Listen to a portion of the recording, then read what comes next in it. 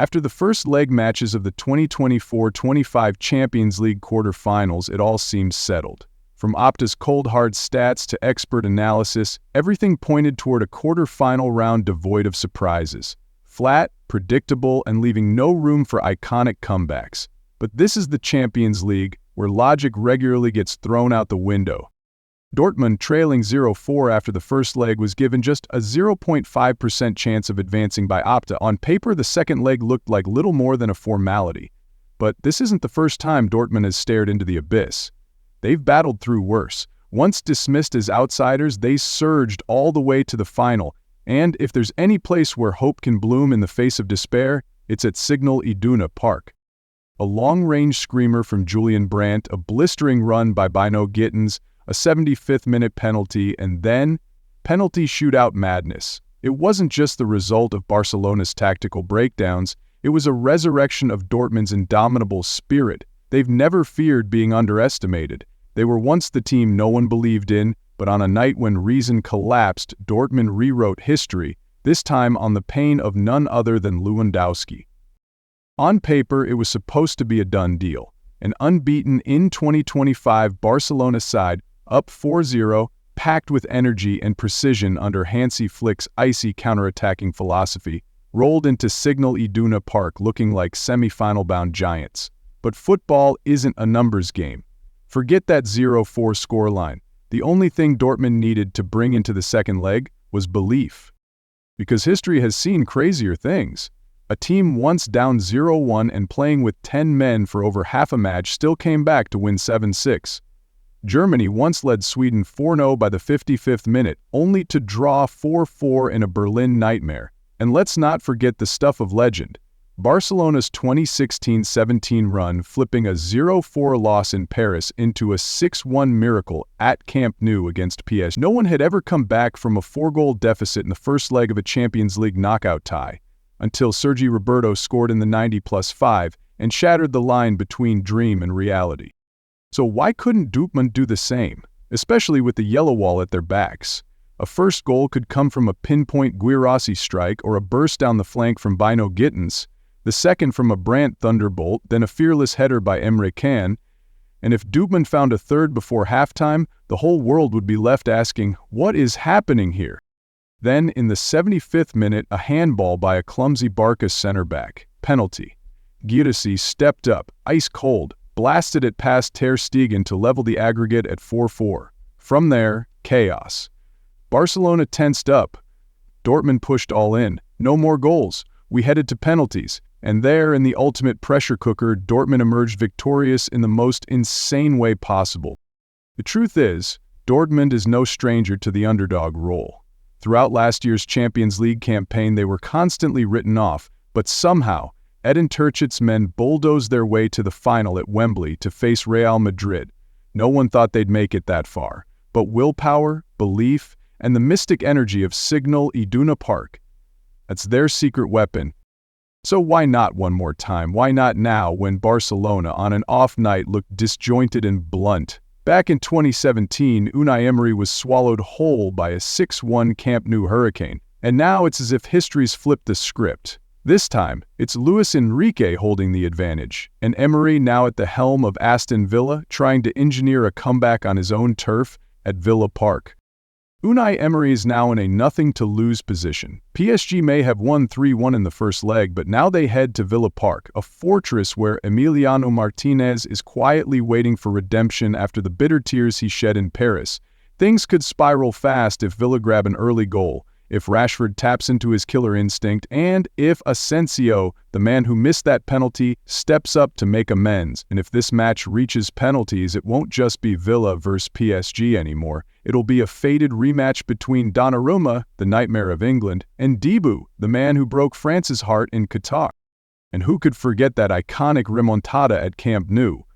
Barcelona, led by Luis Enrique, overturned a 0-4 loss to beat PSG 6-1.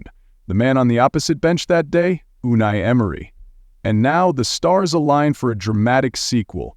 PSG hold the advantage, Luis Enrique is in charge, and it's Emery, now leading Villa, trying to flip the script on home soil.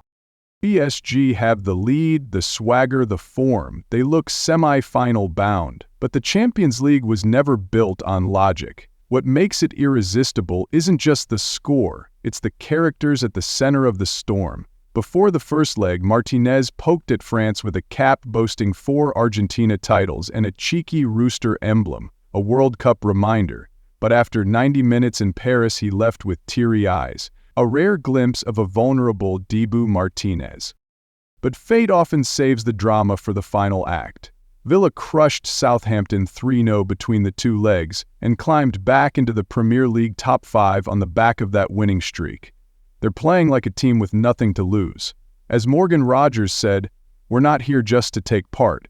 If no one believes we can win, that's all the more reason to fight to the end."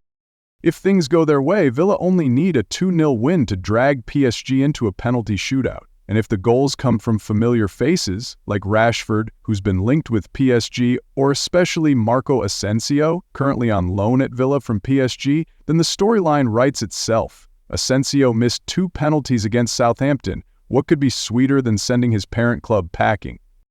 Then, under the pressure of penalties, the image of Donnarumma, the nightmare maker, comes rushing back. The man who broke English hearts at Euro 2021 and haunted Liverpool in the round of 18. But if there's any place that can break the Donnarumma curse, it's Villa Park, a venue where Dibu Martinez turns penalty shootouts into theater. He doesn't just stop shots. He plays mind games, reads opponents, shakes strikers with his stare, his shouts, and just the right touch of provocation. If it does go to penalties, this won't just be a comeback for Aston Villa. It'll be a redemption arc for Dibu Martinez, a twist of fate aimed right at Donnarumma on English soil and a declaration that the Champions League isn't just for the Giants, it's for the dreamers too. That last match showed Bayern didn't lack chances, they just lacked that killer touch. And if there's a team that can rip up the script and defy every stat, it's Bayern Munich. The same Bayern that once smashed Porto 6-1, the same Bayern that swept Barcelona aside in that Lisbon whirlwind. Inter Milan might have the edge in consistency, but they've shown cracks, especially early in second halves. If Kane scores early, and the match drags into extra time or even penalties, who's to say Jan Schomer won't be the one to end his fellow Bundesliga veterans' Champions League dreams? Rarely has Bayern's European pedigree been questioned like this. A 1-2 loss at the Allianz in the first leg has many wondering, is the famed Mia San Mia spirit fading? Opta's 17.3% chance of a comeback feels like a psychological gut punch, but it's in moments like these, when cornered, that Bayern tend to show their true colors. They just drew 2-2 with Dortmund in a game where they fired off 28 shots and held 60% possession. As Joshua Kimmich put it, "We created tons of chances, but didn't finish them." What frustrates me most is the lack of decisiveness. It's not about motivation, it's about sharpness in the clutch.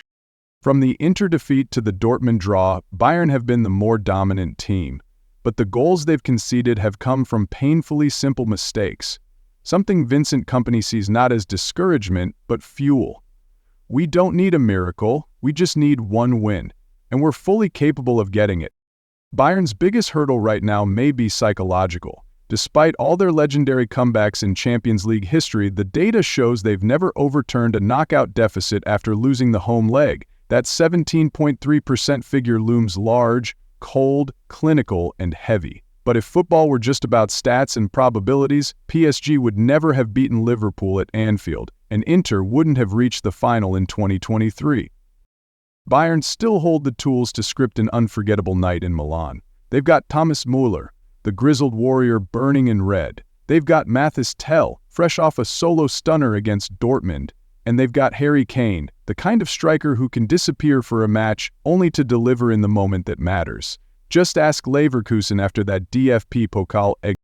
Inter aren't bulletproof. Even lower-table sides like Cagliari have scored simple headers against them. Even Simone Inzaghi admits, "We tend to lose focus after half-time." If Bayern do pull off the win and move on, don't call it a miracle. Call it what it is, the resilience of a giant staring over the cliff's edge, the slap in the face to every algorithm, and the message to all of Europe, the Bavarians aren't done yet. and if the final ends up at the Allianz Arena, they deserve to be there.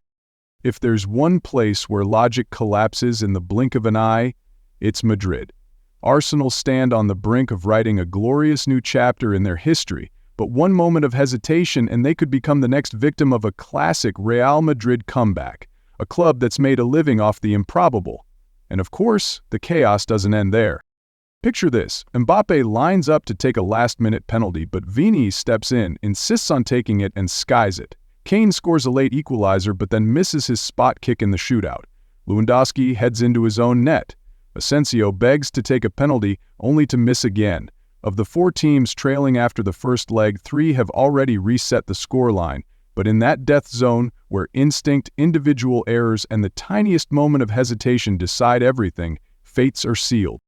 The Champions League has never been this cruel, and it's never been this emotional. It all started at the Bernabeu. Real Madrid pulled 2 goals back against Arsenal, but they still needed 1 more to level the tie. In the dying moments of stoppage time, Odegaard's back pass was far too soft. Mbappe pounced, forcing Raya into a last-ditch foul. The referee pointed straight to the spot. Raya had a golden chance to make it 3-3 on aggregate. Mbappe was set to take it, but suddenly, Vinicius Jr. stepped up. After a quick exchange, he insisted on taking responsibility. Vini, the same player who had missed his last 2 penalties against Atletico and Valencia, wanted to face the pressure head-on this time, but once again, fate had other plans. His shot soared over the bar, ending the match in heartbreak. Real Madrid won 2-0 on the night, but Arsenal advanced with a 3-2 aggregate score. Over at the Giuseppe Meazza, Bayern entered the second leg trailing 1-2. They came out firing, and eventually, after a series of missed chances, Harry Kane equalized the aggregate with a stoppage-time goal, sending the match into extra time. Bayern pressed hard, full of momentum. Kane had a golden opportunity, one-on-one with Sommer, but couldn't beat the Swiss keeper. The match went to penalties, and there the script wrote itself. Kane missed. Sommer made the decisive save. Inter booked their ticket to the semi-finals, and the story of Kane without a cup added yet another chapter. In Germany, Dortmund were trailing Barcelona 0-4 after the first leg. Everyone thought it was over, but on a night of absolute madness they clawed back goal by goal, leveling the tie at 4-4. In the final seconds of stoppage time, Dortmund earned a corner. The ball curled dangerously into the box, and in his attempt to clear, Lewandowski inadvertently headed into his own net. Dortmund led 5-9 on the night, 5-4 on aggregate. Lewandowski, a legend at Signal Iduna Park, remained a legend, but now in the cruelest twist of all. And then Villa Park. PSG only needed a draw to advance against Aston Villa, but things unraveled early. Dembele lost his cool, struck out at an opponent off the ball, and was shown red. Down to 10 men, PSG were dragged into a suffocating high-pressure match. Watkins found the net, cutting the aggregate lead to 2. And then, in the final seconds of stoppage time, Villa were awarded a penalty after a foul in the box. Watkins wanted to take it, but Asensio stepped in and asked for the chance himself. A moment to prove PSG wrong for shipping him off to England in January. But the ghosts of his 2 missed penalties against Southampton still haunted him. He couldn't beat Ramsdale, who saved the first attempt. On the retake, Donnarumma guessed right again. PSG collapsed, Villa moved on. As for Asensio, he may never want to touch the ball on the penalty spot again. This year's Champions League quarterfinals were a living, breathing reminder of an old truth that never stops being real. Nothing is certain in football, especially not in the Champions League. You can be up 3 goals, hailed as the favorite, and still crash out. You can be the forgotten side and move on thanks to an own goal. That's not randomness, it's the essence of this competition, where emotions override analytics, where legends begin with a mistake, a quiet moment, and are written by the unthinkable.